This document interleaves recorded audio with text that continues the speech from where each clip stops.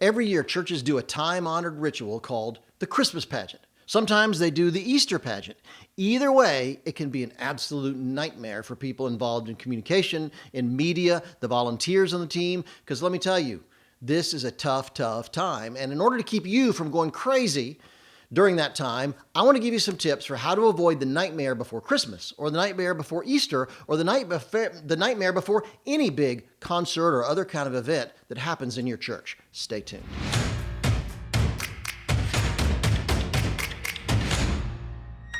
The nightmare before Christmas. In fact, if you're watching on YouTube, I'm in my red t-shirt because we're talking about Christmas, but the truth is this is true of any holiday event at a local church. It may be Christmas, it may be Easter, it may be, I don't know, some churches do big New Year's blowout celebrations. Others do them on other times like Thanksgiving. So if you're in communications, you're in media, you're a volunteer, you're a leader, you're a pastor, this episode is really for you because I want to talk about how to avoid, going crazy, how to avoid losing your mind during these incredibly important times. And I know Christmas in particular can be very, very difficult. And when you do a pageant, the interesting thing to me is most churches today have video. They have 1, 2, 3, sometimes as many as 5 to 7 cameras shooting their Sunday services. And some people put it on television. Other people live stream. Other churches live stream. Some just use it on YouTube or other places or on their website.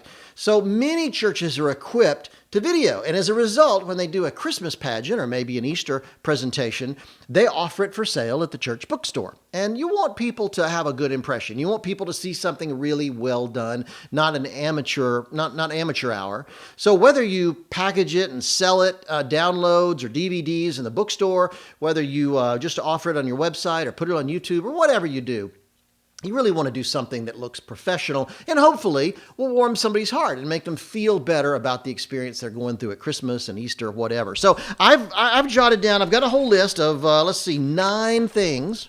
9 things I want you to remember, and we'll be brief because there's a lot of these things, but I'm telling you, if you can pay attention to these 9 things during your Christmas presentation or Easter presentation, they will make a big difference for you. Number 1, and by the way, if you go to YouTube in particular, our YouTube channel, you'll see the notes for these listed there, so I'd encourage you to check that out. You can print those out, but just make a list, or get a piece of paper out and a pen right now and make a list because I think it's incredibly important. Number 1, it's never too early to start your preparation.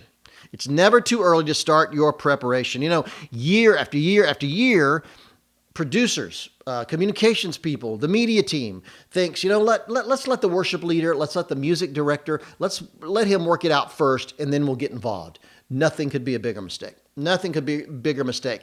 Get your hands on a script, get your hands on the score, whatever. It may be rough, it may be just an outline.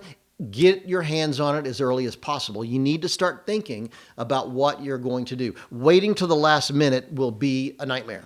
So early on, and I'm talking June, July, it's never too early to get your hands on it. In fact, it could be the week after this year's presentation. Next year, you should start thinking about it pretty quick. So as soon as you can, as a media communications professional, get your hands on the plan for next year. Start talking to the music director or the worship leader about what they have in mind so you can start planning. Experienced producers and directors know that you cannot start too early working on, thinking about, planning about a project. Number 2, bring your crew into the process as well. And I mean early. Many times we think, I don't need to let the volunteers know. I don't need to let my crew know. I don't need to let my team know yet. I'm just thinking about this. But the truth is, they have ideas. I'm constantly amazed at how often the lowliest member of the crew could have the idea that saves the project. And if we turn that off, if we're not paying attention, it's not going to help us at all. So bring them in early. Not only, and the truth is, here, let me give you a secret as a leader. You don't have to listen to everybody. You don't have to listen to everybody. You don't have to actually use their suggestions, but you should pay attention. You should let them feel free to offer suggestions and ideas because I'll never forget, I was on a commercial shoot in Houston years ago, really high level, shooting on 35 millimeter film. It was a big deal. And we were stumped. We had the payoff for kind of a joke, and we could not figure out the shot to save our lives. We were sitting around, just could not figure it out. And the assistant makeup artist had a suggestion that saved the day. So it taught me a valuable, valuable lesson about nobody is too inexperienced or too low on the totem pole to offer a great idea that could save the day. So listen and bring your team in early. Get them thinking. Get them talking about it. It could really help you in the long run. The third thing, and this is really important, and I may do a long episode about this in the future, so stay tuned because I may do another episode just on this. Help the music director or worship leader understand the difference between stage lighting and television lighting. If you're shooting on video, you need to light it differently than you would for the stage. Now, it doesn't mean you have to ruin one in favor of the other. You know, it's too often stage lighting is so dramatic that you can just never capture it on video. Now, today, cameras are pretty sophisticated, and you can see a remarkable amount with cameras today, but the truth is, there's still things, you know, the human eye, when God created our eye, he did an amazing, amazing job, and there are things the eye sees very well that a camera struggles with. So there's a happy medium. At the same time, you don't want to blast the stage. I see too many Christmas pageants or Easter presentations at churches that they've just blasted the stage. There's no drama. There's really no storytelling going on in the lighting. So always think about get away from the extremes and find something that works well for the live audience, but also illuminates the stage in a way that it can be captured well. Because remember, you may have 1,000 people, 5,000 people, even 10,000 people watch it live. But on video, you could have hundreds of thousands of people watching. So this is a big thing to remember, particularly if you're a pastor or church leader. Most pastors I know always defer to the live audience. And they put all their effort into the live presentation, never thinking that the truth is far more people could watch it on video or online or through a live stream than are ever sitting out there in the audience. So find a happy medium that works. Stage lighting, video lighting, find a happy medium that works for both. Number 4, if you're directing this pageant for video, for television, create a shot list. You know, too many directors try to wing it. And I'm guilty of trying to wing it many times, and I've learned through hard, brutal reality that winging it is not a good thing. Have a shot list. Always have a plan. Here's the thing. When you wing it and you get stuck or you get confused in the middle of the presentation, you're lost. You don't have a backup. But if you have a shot list, fine. If you have this inspirational moment of great creativity, you can go off of it, but you can always come back to the shot list if you get lost or you get stuck.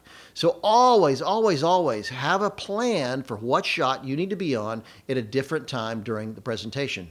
Go, write it down by the script or take the musical score, whatever you need to do, even the rundown, and just create a shot list. It's very important. And you can have an assistant. That's in many cases an assistant director, assistant video director or television director. That's their job, is to clue you in on what the next shot should be. In fact, in a professional situation, you know, at a television network, for instance, if it's a concert event, particularly if it's a live concert event, the assistant director is actually talking directly to the cameras. He or she is getting the next camera the information they need to be setting up the next shot. So the director just calls the shot. He doesn't have to worry about what's coming next, what's coming downstream.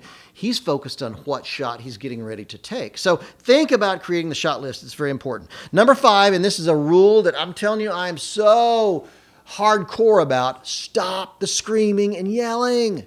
Stop the screaming and yelling. If you're directing, if you're doing the video and directing a Christmas presentation or an Easter presentation, let me tell you something. If you lose control and you start yelling at people, their respect for you goes right out the window.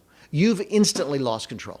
You've instantly lost control. And I'll tell you, living and working in Hollywood and having shot tons of concerts over the years, multi-camera, I've shot concerts up to 16, 18 cameras. I can tell you that when you start yelling, you lose respect. And people start getting very, very frustrated.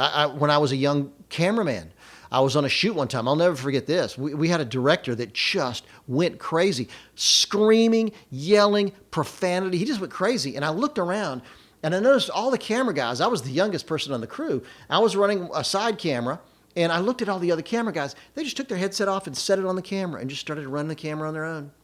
And it taught me just exactly what camera operators and crew people think of a director who loses control like that. So stop screaming. Besides, you know what? You should have more control. You should have a greater vision.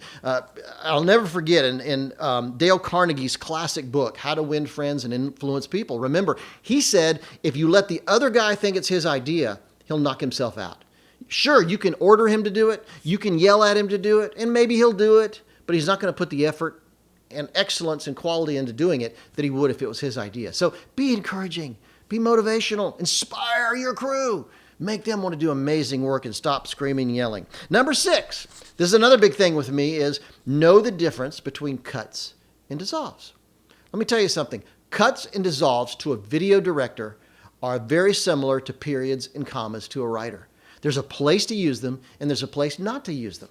You know, a cut is abrupt. It's quick. It keeps things moving. If you want something to go quickly, cut, cut, cut, cut, cut. If you want something to go slowly, if you want it to be emotional, think about dissolves. It kills me when I see somebody shooting a really slow moving ballad. Maybe it's a worship song. Maybe it's a love song, whatever it is. And they're cutting. Just in the same way, when they're shooting an upbeat song, people are cheering, people are happy. It's an upbeat song. It's got great rhythm, and they're dissolving. These slow dissolves. Don't do it. That mushes it up. It slows things down. And I'll tell you, you can actually, when you're shooting a speaker, you can actually change the rhythm of how he's perceived by how you choose your cuts and dissolves. You know, cuts will help him appear to be a little bit more brisk and move along quicker. So you can pick up a boring speaker quite a bit just by cutting the shots around him. So just understand this. These are not random things. You know, when you set the cameras out to shoot an event, it's not random. When you pick cuts and dissolves, it's not random. There should be a purpose in everything you do. It's incredibly, incredibly important. Number 7, let me just briefly do the others and we'll call it quits here. Number 7 is shoot at least one rehearsal. One of the big problems is we often practice, but we wait until the actual performance to start filming. Let me tell you something. Shoot a rehearsal and then sit back and check it out. Doesn't mean you have to shoot it as if it's a finished project. You can kind of stop and start and play with it, but at least you have a tape to go back and look at. You know, go back and play back that digital recording and you can see how you did and if you were capturing what you want to capture. So always bring it. Trust me, it's worth it to bring in the volunteers. If it's a paid staff, it's worth the extra money to bring them in and shoot at least one rehearsal. It makes a big difference. Number 8, have a debriefing. Once you've shot an episode, and trust me, on most Christmas pageants or Easter pageants, we like to shoot 2 or 3 performances at least. That's another important thing. We want to shoot multiple performances. And after each one, have a debrief. Do not let your crew leave. Have them lock the cameras down, come into the control room, and let's sit and chat. Lock them down, talk about what happened. What went wrong, what went right, what could we do better, suggestions, ideas. It's a time where you as a leader can be very inspirational and motivational. And it's another time where you can find out some things you didn't know. Remember, if you're the director, you're locked in a room and all you have of the entire arena are little glass boxes. You're looking at those video monitors. That's all you see. You can't feel the vibe in the room. You can't hear things going on. You can't see things that the cameras aren't, sending you. So I encourage you, have that debrief. It's so very important. Last couple things. Number 9, remember, toss out the normal rules of shooting a church service. You know, a Christmas pageant, an Easter presentation is completely different than your Sunday service. So why are your cameras in the same place? You know what? The camera positions you worked on for the church service to capture the normal worship or to capture the pastor preaching, they're not going to capture the camel coming up on stage. They're not going to capture the dancers or whatever you have up there. They're not going to happen. So always think in terms of being flexible, being willing to shift. Early in my career, I worked with a director who just hated moving cameras. I could never figure it out. And as a result, he was always limited. He was always missing things because he didn't want to go to the trouble of moving the cameras around. Take the time to figure out, okay, you've studied the script, you've studied the music plan, you've studied what the music director or worship leader is going to do, then sit back and think about, okay, how do I capture that? Where is this stuff happening on stage? And as far as you being the director can contribute, you can help the choreography, you can help the blocking, you can help position things that you can cover more effectively. So don't be afraid to move the camera around. So just remember, as we close, think in terms of starting early.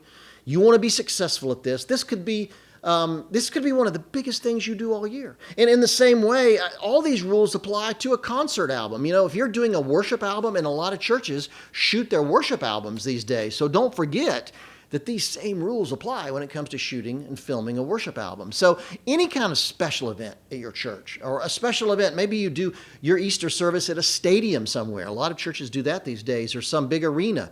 Always be thinking about this checklist before you go in. Trust me, it'll save a lot of grief, a lot of weeping and gnashing of teeth before you actually do the production. So remember, come and visit us on these episodes anytime you get a chance. Subscribe so that you never miss a single episode. And please, please, please go on YouTube, go on iTunes, write a review, comment. Let me know what you think. I'd love to respond to your questions. I'd love to just to see what you're thinking about. I'd love to have your review help us move up in the ratings, because more people will get to see what we're talking about here. And I think it's so important that leaders get exposed, particularly creative leaders, get exposed to these kind of issues. It's very, very important. And as always, join me on the blog at philcooke.com. I'd love you to see what we're talking about there and have you jump in, comment, talk a little bit about the issues we're facing there, because my goal is to help your creative life go to the next level, particularly as a leader.